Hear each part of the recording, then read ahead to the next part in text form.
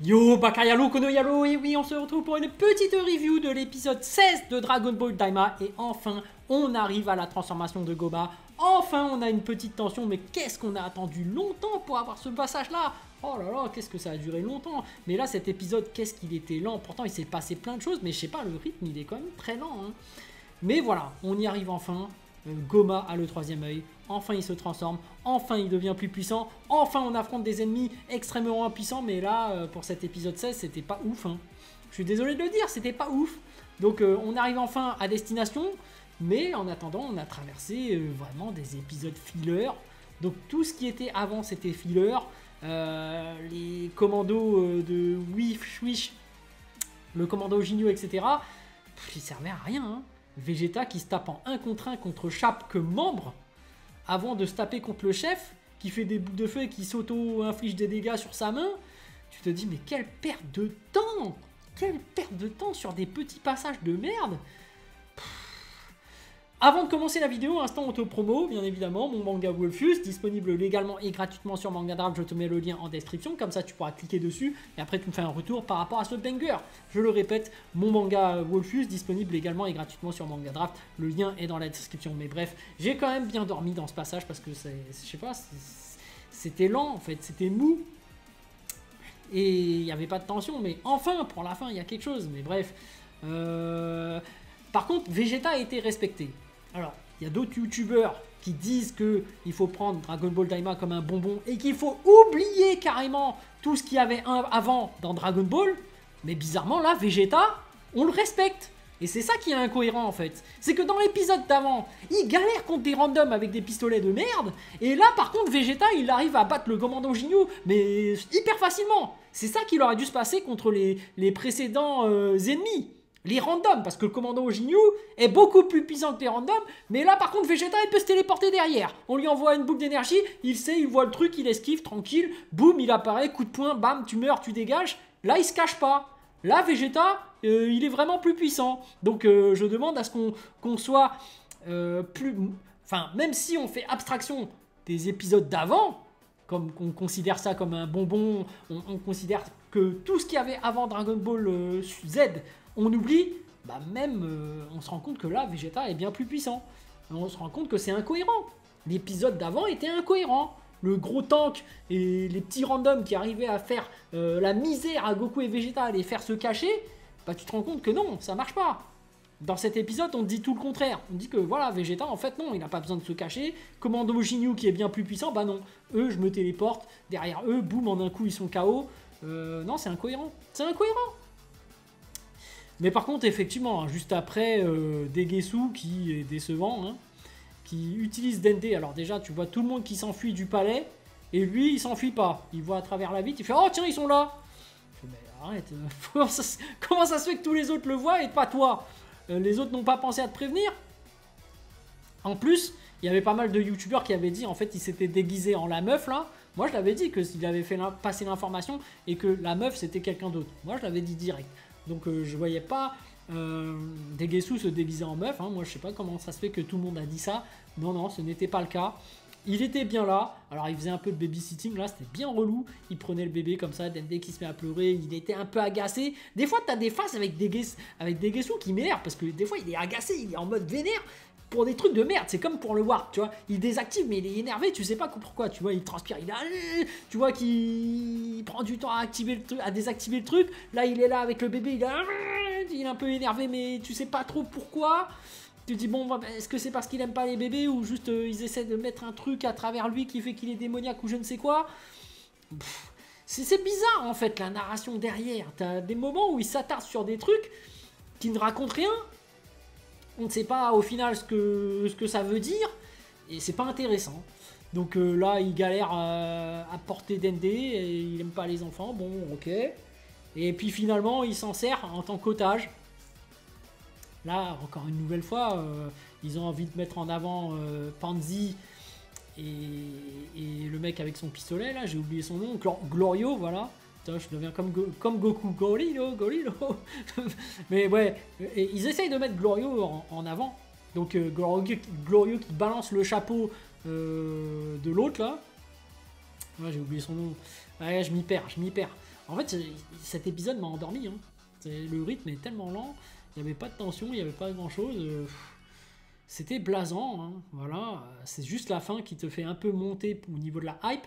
Mais sinon, cet épisode n'était pas ouf. Hein. Et donc là, il balance le chapeau et ça a réussi à neutraliser Degesu, sachant que en fait, Goku, Vegeta, Piccolo, même Kaioshin, hein, mais Kaioshin depuis le début il fait rien. Ça suffit, il a un niveau pour battre Freezer en un coup. Bah, en fait, eux, juste parce que Dende avait l'otage, ils étaient là, main en l'air. Je ne fais rien. Voilà, alors que les mecs peuvent lancer des boules d'énergie, ils peuvent se téléporter derrière l'autre, ils vont à la vitesse de la lumière, ils peuvent prendre des Gesu de vitesse, mais non, il faut que ce soit Gorillo qui y arrive, alors qu'il est beaucoup plus lent, plus faible, et même à un moment donné, il y a Pansy qui tente son action, mais ça foire, ça s'est arrêté bizarrement en fait. On a compris que voilà, Degesu l'a vu venir, a pointé son arme vers elle, mais ça s'est fait bizarrement en fait. Je sais pas, la mise en scène est complètement bizarre. Ouais, c'est animé bizarrement Dragon Ball Daima, tu vois. Ouais, il y a un truc, voilà, tu sens que ils ont peut-être cut au mauvais moment ou il fallait encore rajouter une petite scène, mais en fait ils l'ont coupé, ils se sont dit non, mais pourtant ils gagnent énormément de temps avec le commando Ginyu. C'est bizarre. Pourtant il y a plein de scènes qui font avancer l'histoire là, je dis pas, mais ça avance à un rythme lent, mais il se passe plein de choses et en même temps c'est mal foutu. C'est mal foutu. Voilà. Donc en fait nos héros, même à un moment donné, Goku qui traverse tous les chemins, il se perd un peu partout. Il tend ses deux mains comme ça, ses deux doigts sur son front. Tu te dis, ah tiens, il va se téléporter pour rejoindre Degesu. Et après, non. Il fait, ah attendez, je ressens sa présence. Mais bande de bâtards, Piccolo et Vegeta, vous aussi, vous pouvez ressentir le ki. Pourquoi vous attendez que c'est Goku qui ressente le ki? Oh, bah, y a des trucs un peu... T'es là, mais pourquoi ça se passe comme ça, là? Il y a des trucs bizarres dans Dragon Ball Daima, surtout cet épisode. Pourtant, ça fait avancer les choses, mais je sais pas, moi, ouais, je vous le dis, hein, j'ai pas tant apprécié que ça. Il y a des lenteurs, et pourtant, ça raconte plein de trucs, mais c'est mal... je sais pas, c'est mal ordonné. Je sais pas comment m'exprimer, là. Je sais pas, en voyant cet épisode, j'ai fait, ouais, bon, ok. Puis finalement, Goma qui réussit à avoir le troisième œil, ça aussi, il y a un gain de temps bizarre. Il y a la meuf qui ramène l'œil, puis en fait, à ce moment-là, ça essaie d'être comique, mais c'est pas comique. Genre, il n'arrive pas à retirer l'œil de la ceinture, donc il utilise une pompe à chiottes. Puis ensuite, il y arrive, mais il demande à la meuf qui s'était pris de l'argent de le fixer sur son front. Elle se dit non, c'est dégueulasse, je veux pas. Tu vois, il y a plein de trucs. Pourquoi est-ce que vous le racontez? C'est même pas drôle. Allez à l'essentiel. Bon. En vrai, voilà, c'est un épisode filler. J'appelle ça un épisode filler parce qu'en fait, le commando Ginyu, ils auraient dû le retirer depuis le début, comme ça n'existait pas, tant mieux. Toute cette base avec tous les tanks, tous les soldats random, ils auraient dû tout virer. Et même Degesu, en fait, ils auraient dû le virer, hein, parce qu'il servait à rien. Ils auraient dû faire ramener toute la Z-Team directement contre Goma, qui a le troisième œil. Et puis voilà, grosse bataille finale.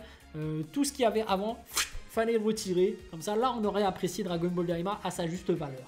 Bon, ça aurait tenu 3 épisodes ou 4, mais ça aurait été bien meilleur que tous ces épisodes qui ne servent pas à grand chose. Hein. Voilà, enfin de la tension. Ça y est, on arrive au dénouement. Puis Goku et Vegeta et tout, même ils ont pris du temps avant de repérer le Takagami qui n'avait pas la Dragon Ball. Et il a fallu que ce soit Pansy qui le découvre. Et tu te dis, putain, mais vous abusez là. Ça se voyait depuis le début. Et eux, ils sont là, non, bagarre. Bon, après, ça va avec eux, mais tu sais, ils ont un peu plus de jugeote normalement, tu vois. Goku, il a quand même le bon regard, il a quand même l'intelligence, la capacité de détecter qu'il n'y a pas la Dragon Ball, quoi.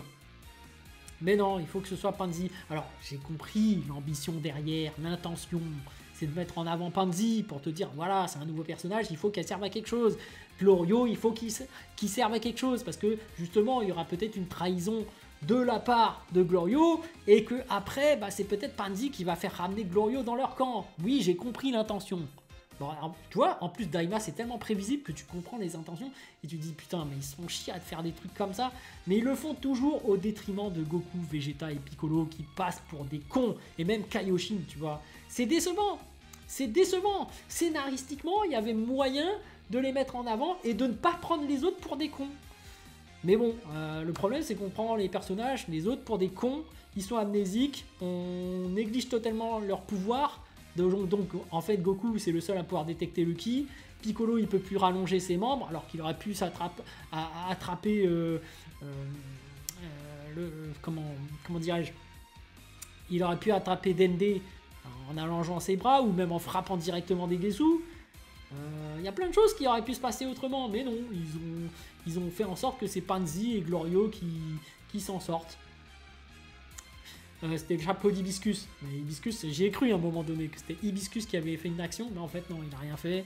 C'était bien Gorilo qui avait réussi à faire son truc. Mais bon, moi je le dis, hein, Glorio et Pansy, ils n'auraient pas dû le mettre. Bon, on arrive à la fin où ils découvrent enfin Arinsu. Et Arinsu qui a ramené Majin Buu et Majin Buu, pardon. Donc voilà, on sent la trahison venir parce qu'on sait que Gorilo, il est avec Arinsu.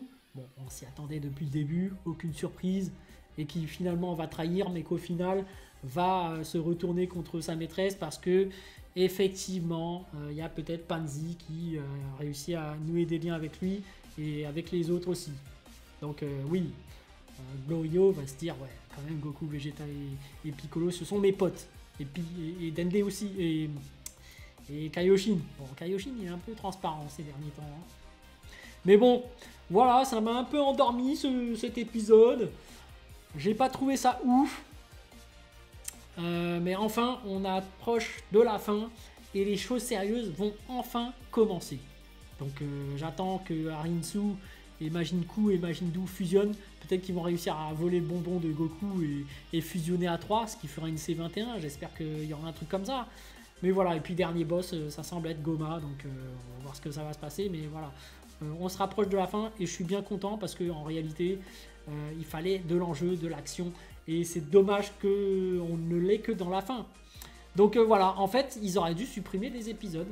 Que ça se dure qu'en 4 ou 5 épisodes, mais que ça aille directement droit au but. Et là, il n'y aurait pas eu autant de critiques sur Dragon Ball Daima. Sur ce, les amis, je vous dis donc à plus dans le bus, ou plutôt à plus tard dans le car, ou plutôt à bientôt dans le bateau.